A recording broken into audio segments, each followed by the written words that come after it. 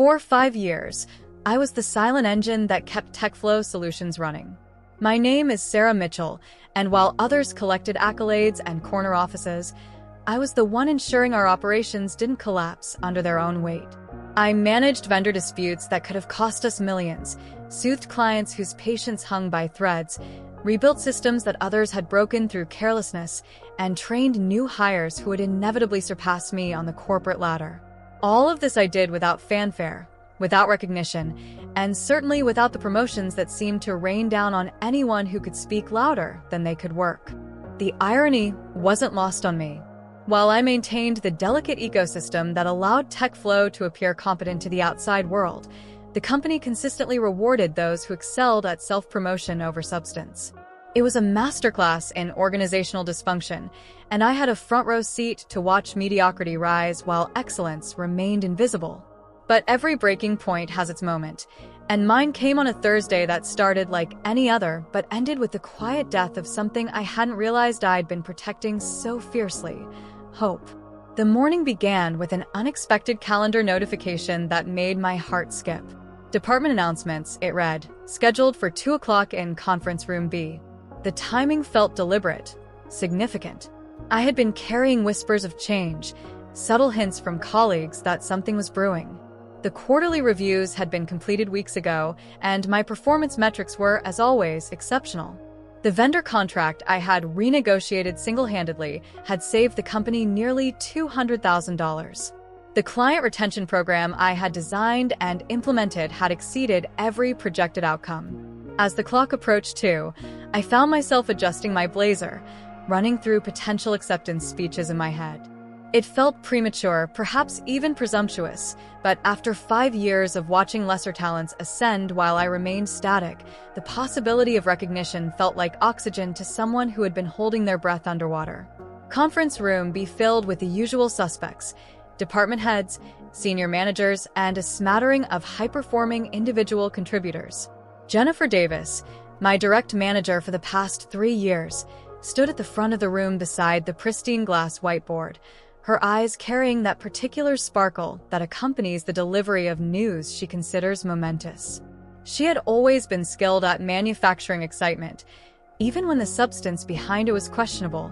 Jennifer began speaking about celebrating excellence within our ranks and recognizing someone who had truly stepped into their potential.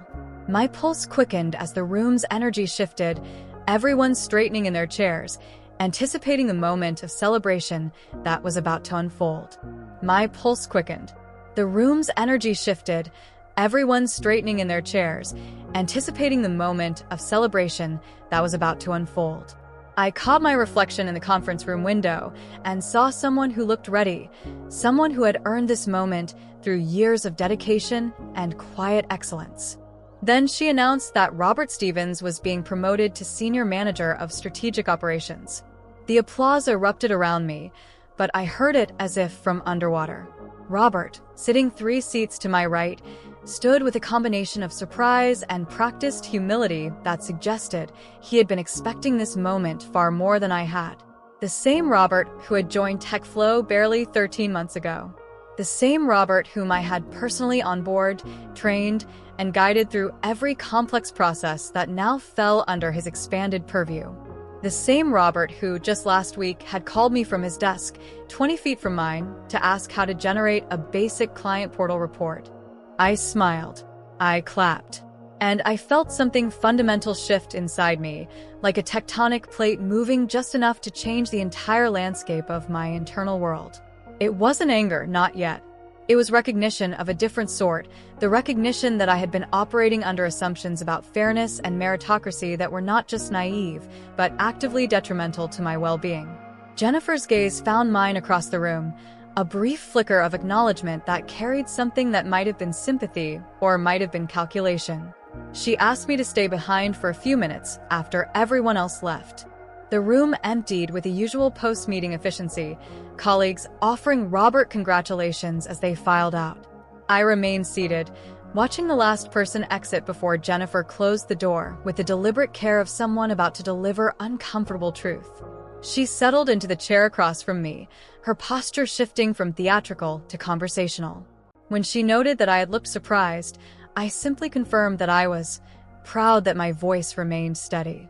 Jennifer folded her arms, leaning back in her chair. She explained that no one questioned my work quality, that my dedication was exemplary, my results consistently outstanding, and my technical competence unparalleled. But she said these senior roles required more than just excellent work. They required visibility, political awareness, the ability to navigate organizational dynamics and represent the department at a strategic level. Robert had demonstrated those skills, she explained. He spoke up in meetings, built relationships across departments, made himself known to senior leadership. These weren't criticisms of me, she insisted, but observations about what success looked like at this level. The conversation continued for another 10 minutes, but I heard little of it. Jennifer spoke about growth opportunities and development paths, about visibility initiatives and cross-functional collaboration. But what I understood, with crystalline clarity, was that competence was not enough. Excellence was not enough. 5 years of keeping the department functional while others took credit was not enough. That evening, I sat in my car in the office parking garage for nearly an hour. The radio remained off, my phone stayed in my purse, and I allowed myself to exist in the silence that had become my most honest companion. No problem solving, no strategic thinking, no analysis of how to optimize or improve or fix whatever broken system was demanding my attention. Just silence and the growing realization that I had been playing a game whose rules had never been explained to me. The next morning brought a shift so subtle that it took weeks for anyone to notice, but so fundamental that it changed everything. I arrived at 9:15 instead of 8:30. I left at 5 o'clock sharp instead of whenever the last crisis of the day had been resolved. When the vendor management system crashed on a Friday afternoon, I submitted a ticket to the IT help desk rather than diagnosing and fixing the problem myself. When the new hire in accounts receivable struggled with the quarterly reporting process, I referred him to the documentation rather than walking him through it step by step.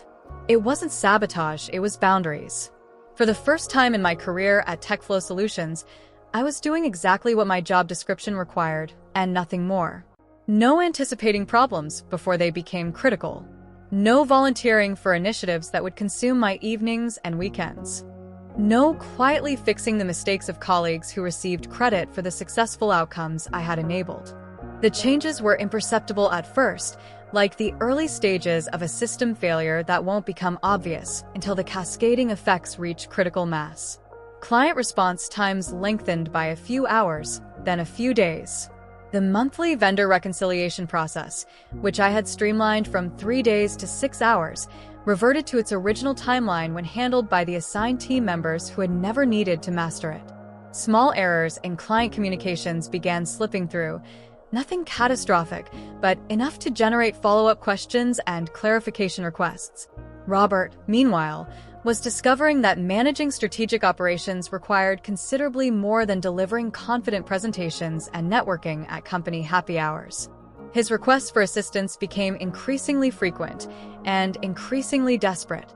He would appear at my desk with questions that revealed fundamental gaps in his understanding of systems I had assumed he had mastered during his training period. When he asked about the Q3 client retention analysis because the numbers didn't match what he was seeing in the portal, I suggested he check the data reconciliation process outlined in the manual. When he said it wasn't making sense and asked me to take a look, I recommended the IT help desk for technical questions. These interactions became a daily routine, each one reinforcing my growing understanding of how much invisible work I had been performing and how unprepared the organization was to function without it. 6 weeks after Robert's promotion, Jennifer requested another one-on-one meeting. Her demeanor had shifted noticeably from the confident authority she had projected during our last conversation. She seemed smaller somehow, less certain of her footing. She wanted to check in with me, she said, noting that things had been challenging lately. The department metrics were showing concerning trends, and she wanted to see if everything was all right on my end. I smiled. The same practiced professional smile I had perfected over 5 years of absorbing organizational dysfunction without complaint. I told her I had been focused on being more visible, as she had suggested. Sometimes that meant prioritizing strategic thinking over tactical execution. Jennifer's pause was long enough to suggest she was processing the implications of my response. She agreed that visibility was important, but noted that we also needed to maintain our operational excellence. I assured her that Robert and the rest of the team had the resources they needed to maintain our standards. She didn't respond immediately, and I recognized the expression that crossed her face. It was the look of someone beginning to understand that the problem they thought they had solved had actually just transformed into something larger and more complex. The weeks that followed brought a steady escalation of issues that had previously been invisible because I had prevented them from occurring. The client retention program, which had been running smoothly for 2 years, began showing gaps in follow-up communication. The vendor management system experienced repeated failures that took days to resolve rather than hours. Training materials became outdated because no one had taken responsibility for maintaining them. Most telling was Robert's increasing reliance on emergency meetings and crisis management, the exact opposite of the strategic thinking his promotion was supposed to represent. He was learning in real time that the difference between tactical and strategic work isn't always about the scope of your thinking. Sometimes it's about having systems running so smoothly that strategic thinking becomes possible. Then, on a Tuesday morning that started like any other, I received an email that changed everything. The subject line read, "Confidential opportunity, regional director position," and it came from a recruiter whose name I didn't recognize but whose message suggested they knew exactly who I was and what I had been accomplishing. The email was brief but specific. Someone had recommended me for a position at Phoenix Systems, TechFlow's primary competitor in the regional market. They were looking for a regional director of operations, someone with a proven track record of building and maintaining complex operational systems. The role came with full departmental authority, a 30% salary increase, and something I hadn't realized I had been craving, the explicit expectation that results mattered more than visibility. I didn't respond immediately. Instead, I spent several days researching Phoenix Systems, understanding their organizational structure, and confirming that this wasn't simply another version of the same dysfunction I was trying to escape. What I found was encouraging, a company that had grown rapidly by focusing on operational excellence rather than political maneuvering, with a leadership team that had built their reputations on measurable outcomes rather than personal branding. But rather than accept the offer outright, I made a decision that surprised even me. I forwarded the recruiter's email to Human Resources, copying Mrs. Patricia Williams, TechFlow's regional director, and the one person in senior leadership who had consistently demonstrated both competence and integrity. The response was swift. My phone rang within 2 hours. Patricia called and asked to meet the next morning for what she described as an important conversation. That meeting took place in a small conference room on the executive floor, a space I had never accessed despite 5 years with the company. Patricia arrived with a folder of documents and an expression that suggested she had been doing considerable thinking since receiving my email. She started with an apology, telling me that they had failed me, not just recently but systematically over multiple years. She had spent the last 18 hours reviewing my performance records, the projects I had led, and the impact I had on their operations. What she found was inexcusable, she said. She opened her folder and spread several documents across the table. Performance reviews that consistently rated me at the highest levels. Metrics showing the dramatic improvement in departmental efficiency that correlated directly with initiatives I had led. Client feedback that specifically praised the quality of service during periods when I had been the primary point of contact. She had also reviewed the recent trends in departmental performance, she said. The correlation between my reduced involvement and their declining metrics was impossible to ignore. They had promoted the wrong person. They had promoted the person who looked like what they thought leadership should look like, rather than the person who was actually leading. The conversation that followed was unlike any I had experienced in my corporate career. Patricia asked detailed questions about the operational challenges facing the department, the systemic issues that prevented excellent work from translating into recognition, and the specific changes that would be necessary to prevent talented employees from reaching the same breaking point I had reached. I found myself laying out a comprehensive vision for organizational reform. Not just my own promotion, though that was certainly part of it, but structural changes that would create visibility for the kind of work that actually drove results. metrics that measured impact rather than just activity, development programs that identified and cultivated competence rather than just charisma. When Patricia asked what I would need to stay, I had prepared for this question, though I hadn't expected it to be asked with such genuine interest in my response. I outlined my requirements: a senior leadership role with direct authority over operational systems, the budget and autonomy to build a team focused on sustainable excellence rather than crisis management, and the explicit expectation that results would be valued over politics. Patricia nodded and asked about Jennifer. This was the question I had been dreading because it touched on something I had been grappling with throughout this process.